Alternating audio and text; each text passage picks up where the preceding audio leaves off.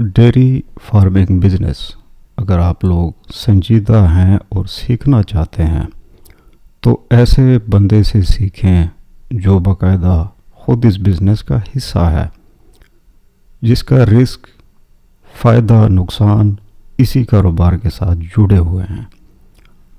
भरा पड़ा है यूट्यूब, कहीं पे कोई डॉक्टर बन के सबको नसीहतें कर रहा है, कहीं पे किसी लोंडे ने एक छोटा सा कैमरा ख़रीद कर फार्मों में जाकर इंफॉर्मेशन शेयर करता है।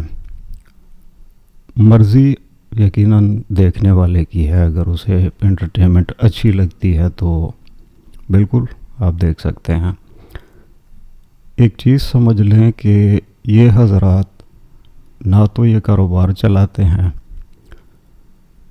5 सालों से अगर मैं इस कारोबार में इन्वॉल्व हूँ, नुकसान होता है तो सारी फटी मैंने बर्दाश्त करनी होती है, फ़ायदा होता है सारा मज़ा मैं ही लेता हूँ।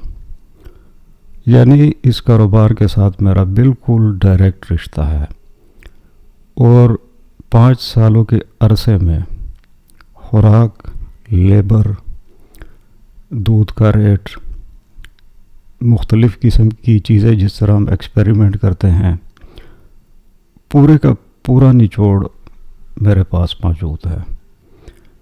एक एक टॉपिक को मैं बहुत ही डिटेल के साथ शेयर करने वाला हूँ। कोई 8 मिनट या 10 मिनट वाली वीडियो में एक्सप्लेन करना बहुत ही मुश्किल हो जाता है। बहुत ही टेक्निकल पॉइंट्स होते हैं, ऐसे पॉइंट्स जो मुश्किल है कि कोई जानता हो, क्योंकि वही बात है कि इनका रिश्ता कारोबार से डायरेक्ट नहीं होता। आज जो टॉपिक चुना है वो है लेबर। लेबर ही की वजह से जो डेयरी फार्म नाकाम होते हैं और जो अगर सही तरीके से मैनेज कर पाए तो वही बंदा इस कारोबार में कामयाब होता है। बिल्कुल शुरुआत से हम स्टार्ट करेंगे ताकि एक एक पहलू इस चीज़ का समझ सकें। एंड में यकीन जाने, अगर आप वाकई डेयरी फार्मिंग बिज़नेस शुरू करने जा रहे हैं, यही वीडियो अगर आपको याद रह गई तो फिर यकीन जाने आप दुआ देंगे कि किसी ने बड़ी अच्छी नसीहत की थी और शुक्र है कि आप इस ख़तरे और नुकसान से बच गए। तो लेबर ही से इसी वीडियो का टॉपिक है और शुरुआत है। देखें, कोई भी बंदा जब इन्वेस्टमेंट करता है डेयरी के बिज़नेस में 25, 30 या 35 लाख इसी रेंज से वो अपनी शुरुआत करता है। बड़ी रकम है ये, कोई मामूली या छोटी रकम हम इसे नहीं कहेंगे। जानवर आप अच्छे से अच्छे फार्म पर ले आते हैं। अब इन जानवरों से दूध लेना, इनकी मैनेजमेंट और आगे का जितना भी सफ़र है, लेबर पे आ जाता है कि वो आपके कारोबार के साथ अब क्या करने वाला है। अब यहाँ पर टेक्निकल चीज़ क्या है। पहले दिन जब आप जानवर ले आए, पहले दिन से लेकर 7वें महीने तक यह टाइम पीरियड है, आप जितने भी जानवर हैं इनसे प्रॉफिट ले लें। पूरे 7 महीने का वक्त आपके पास है। यहाँ पे छोटी सी ही गलती आपके डेयरी फार्म को दोबारा सुधरने का मौका नहीं देने वाली। बहुत ही इस पॉइंट पर गौर कर लें। वो क्या होगी कि आप एक ऐसे लेबर वाले को ले आए जो एक प्रोफेशनल मिल्किंग वाला काम नहीं जानता, या जिसने कभी इससे पहले डेयरी फार्म पर काम भी नहीं किया। ये बंदा बिल्कुल समझ ले कि आपका फार्म फ्लॉप है, बिल्कुल फ्लॉप है। चाहे उसे आप 10,000 दें या 15,000। यानी यहाँ पर बिल्कुल ये मत सोचे कि लेबर आपकी चीप है। इसे अगर आपने 30 देना है, 35,000 देना है, एक चीज़ पहले से बिल्कुल वाज़े कर ले अपने ऊपर, कि ये बंदा डेयरी फार्मिंग के हर डिटेल से वाकिफ़ हो।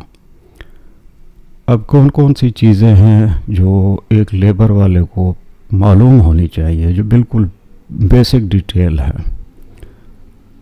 पहले गाय की जब वो बच्चा दे रही हो, क्योंकि जब आप मंडियों से जानवर ख़रीदते हैं या तो इन्होंने ताज़ा बच्चा दिया होता है या वो कुछ दिनों बाद बच्चा देने वाली होती है, तो इन दोनों की तैयारी का एक तरीका होता है।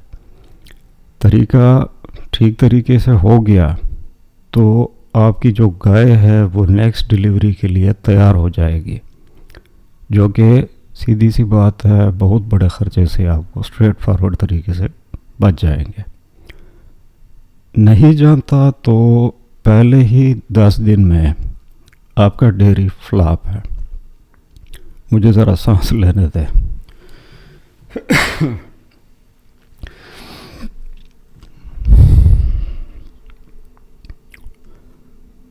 आपका डेयरी क्यों फ्लॉप है? मुद्दत आपको मैंने क्लियर बता दी, 7 महीने। अब इन 7 महीनों के पहले 10 दिन ही आपकी शुरुआत तबाहकुन है, क्योंकि बच्चा देते हुए गाय की तैयारी ठीक नहीं हुई तो आपकी जो गाय है उसकी डिलीवरी भी ख़राब होगी। अब ये ख़राब कैसे होगी? यानी अक्सर इस तरह हो जाता है कि गाय के अंदर जेर फंस जाती है, यानी जो मवाद होता है जिसमें बच्चा बंद होता है वो गाय के पेट में रह जाती है। अब क्या शुरुआत होगी? मेडिसिन शुरू हो जाएंगे, गाय की सफाई का प्रोसेस शुरू हो जाता है। और ये सब कुछ क्यों हो रहा है? क्योंकि एक ना तजर्बेकार लेबर वाला आपके फार्म पर काम कर रहा है। डॉक्टर के खर्चे शुरू हो गए। इसके अलावा जिस गाय ने आपको टाइम का 8 लीटर देना था, इस मसले की वजह से वो 4 देगी या 4.5। अब यहाँ पर डिपेंड करता है कि अब ये मसला कितना टाइम लेता है। 10 दिन में ठीक हो जाती है, 20 दिन में हो जाती है, चलो ठीक हो गई, फ़र्ज़ कर लें 20 दिन ये लग गए। अब जो नातजर्बेकार लेबर वाला है उसकी दूसरी गलती जो आपके सामने अब लाने वाला हूँ, वो खुराक पहले नहीं जानता कि वो कितनी डालें। इन 5 सालों में बेतहाशा फार्म देखे हैं जहाँ पर लेबर ही तबाही ले आता है। जहाँ पर वंडा उसने टाइम का 3 किलो डालना होता है, अपनी ही कामचोरी या उसे गफलत कह दें, वो 6-6 किलो खिलाने लग जाता है। घास की कोई रूटीन नहीं होती, जितना दिल किया उतना डाल दिया। टाइम की कोई रूटीन वो नहीं रखेगा। और ये सारी ऐसी बातें हैं जो सिर्फ़ और सिर्फ आपकी गाय की जो दूध की लिमिट है वो डाउन होती चली जाएगी। दोनों गलतियां आपके सामने मैंने रख दी। स्टार्ट देख लें अपने डेयरी फार्मिंग का, सिर्फ और सिर्फ नुकसान ही शुरू है आपका। अब वो बहाने बनाने के एक्सपर्ट होते हैं, कभी मौसम पे डाल देंगे, कभी कह देंगे घास ख़राब है, कभी कोई और उलझन, कभी क्या, कभी कह दें रोटी शुरू कर देते हैं। ये भी तमाशा इनका होता है कि कभी वनडे से डर जाते हैं, पता नहीं क्या क्या बकवास इन्होंने सीखा होता है। दरहकीकत वो काम नहीं जानता। 2 मसाइल हो गए, इसमें शायद आपका महीना ज़ाया हो जाए, 1.5 महीना ज़ाया हो जाए, तभी कोई आके आपको बताने लग जाएगा कि इसी लेबर वाले को हटा दो और किसी और बंदे को रख लो। यानी 1.5 महीना तो आपका ज़ाया हो गया। इसी दौरान बहुत बड़ा चांस है कि जो बच्चा दिया होगा गाय का वो भी उसकी गफलत की वजह से मर जाएगा। मेरे ख्याल में ये भी काफ़ी है, लेकिन चलते हैं आगे। इसके बाद नया बंदा आ गया। यूँ समझ ले 2 महीने ज़ाया हो गए, पीछे आपके पास 5 महीने रह गए। अब 5 महीने के अंदर अब नया बंदा उसने शुरुआत कर ली। उसे कम से कम 10 दिन या शायद 15-20 लग जाए कि गाय को दोबारा से एक मखसूस खुराक पर ले आए जिससे इसकी दूध की जो लिमिट है वो बढ़ जाए। यानी अगर वो 8 दे रही थी टाइम का, उससे पहले जब आपने ख़रीदी थी, दोबारा वो उसी जानवर को 8 पे ले आए।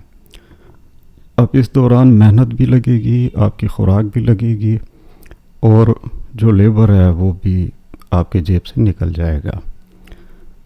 यूँ समझ ले कि आपके 3 महीने गाय को दोबारा रेडी करने में लग जाएंगे। बहुत सारे डेयरी फार्म्स का यही हाल होता है। अब यहाँ पर कम से कम इतना आप समझ जाएं कि इस चीज़ में आपने बिल्कुल गफलत नहीं करनी। अब तीसरी चीज़ जो आपके साथ मैं शेयर करूँगा लेबर के हिसाब से,